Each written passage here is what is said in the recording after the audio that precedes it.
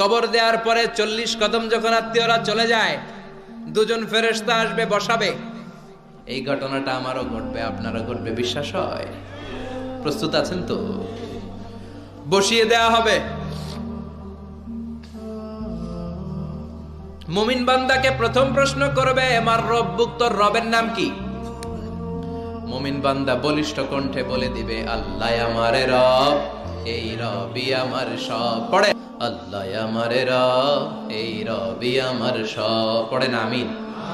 আমরা যেন আল্লাহ বলিষ্ঠ কণ্ঠে বলতে পারি, আল্লাহ আমার রব, তুমি কবুল করো। পড়েন আমিন।